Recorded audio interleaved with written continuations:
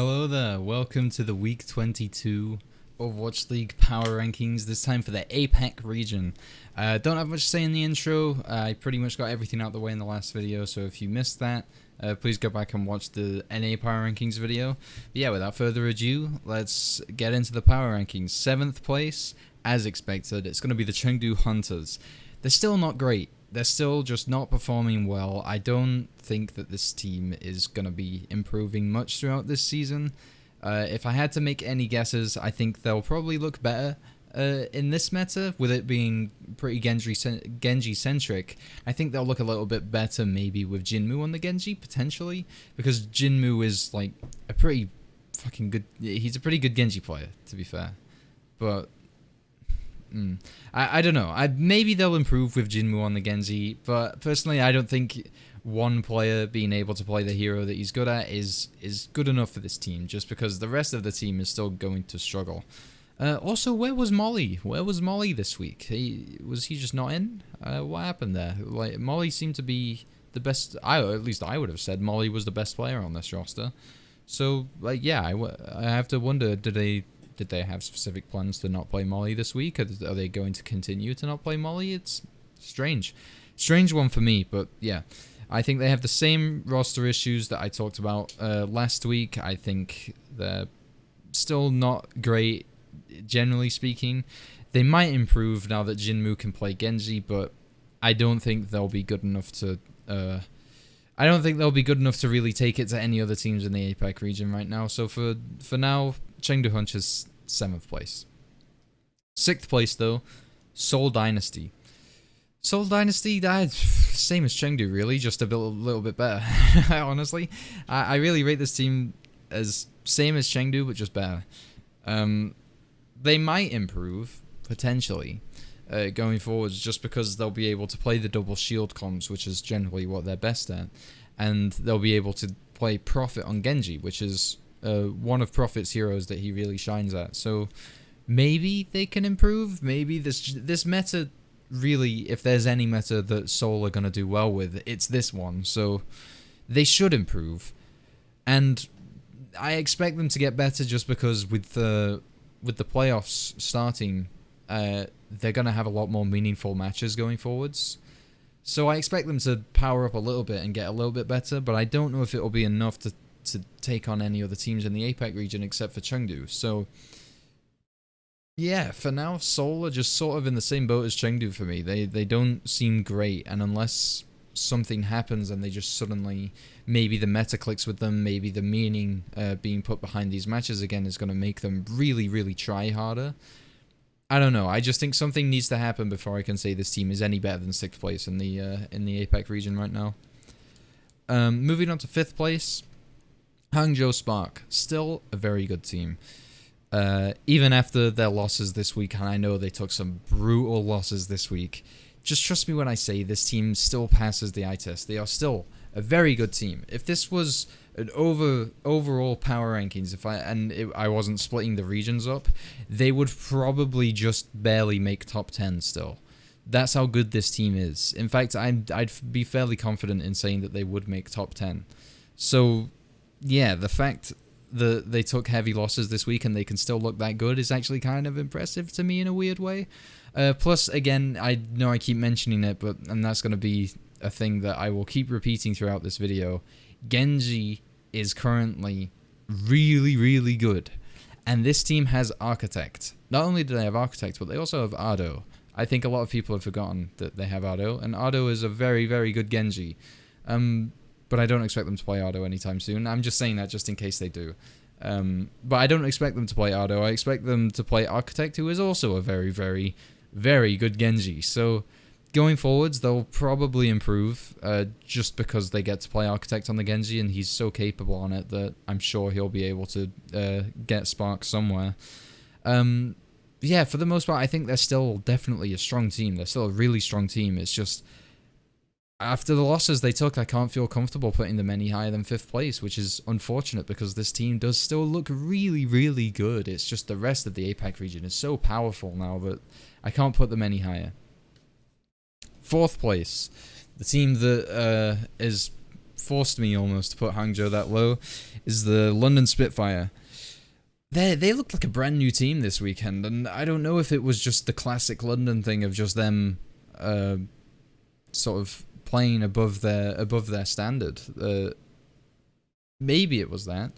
But honestly, if I'm being honest with myself, they looked completely different how they've ever looked before. They looked so much better than how they've ever looked before. They looked so much more confident than they've ever looked before. It genuinely looked like a brand new team. I don't know.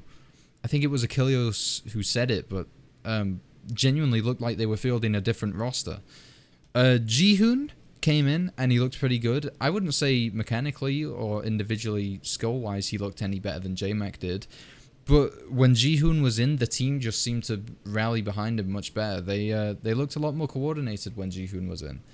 Maybe Jihoon is just a bit more of a leadership figure for them, and so they're more comfortable when Jihoon's in the lineup.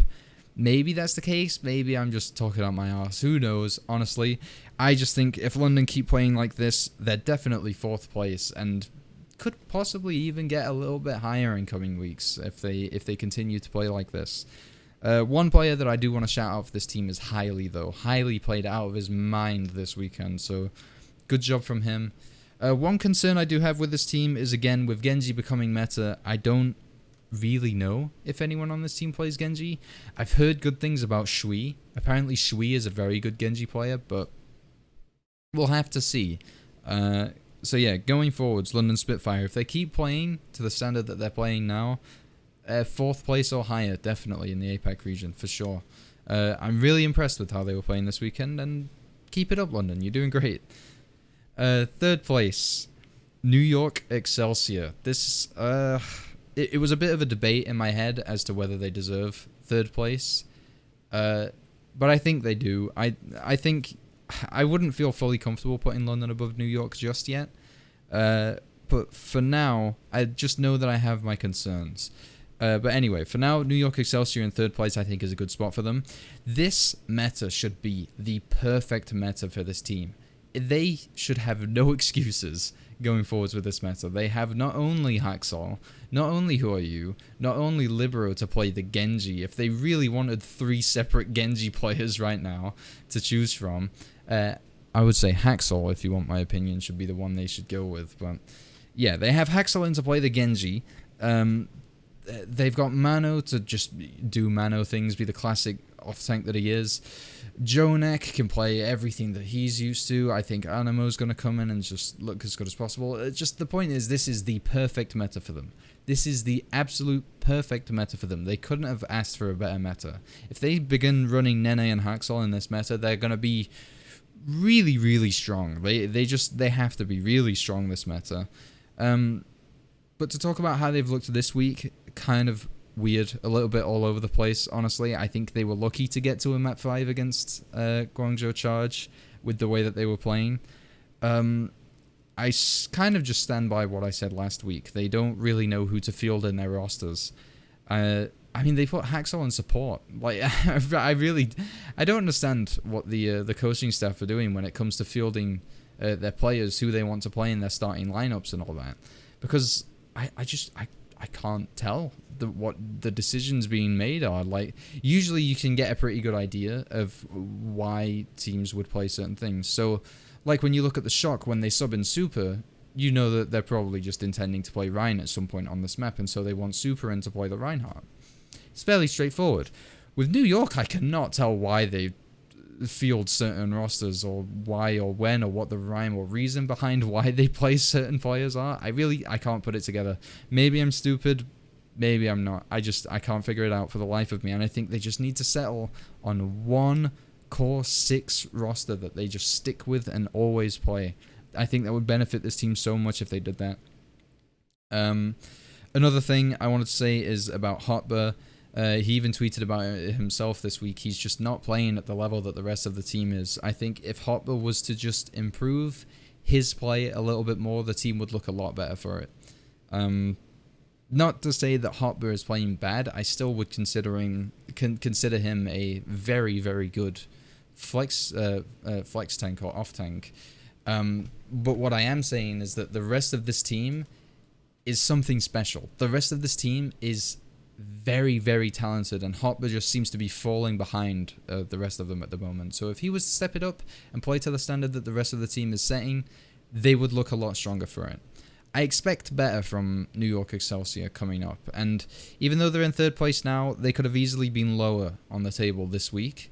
I could have very easily said that London were a better team than them this week, but I haven't, and that's because I think they still have a lot of potential to prove that they're a top team, and I still think that they are a top team, and going forwards I expect better, especially with this meta. This meta is so good for them. But anyway, moving on. Second place, Guangzhou Charge. I'm interested to see how they'll fare in the Genji-centric meta, because I don't know if anyone on their team, if any of the DPS on their team actually play Genji. I'm sure Happy doesn't. Nero has always just been able to come out and play whatever he needs to play, whatever the team needs him to play, and he's always looked good doing that. So I have high hopes for Nero to just sort of come out and play the Genji.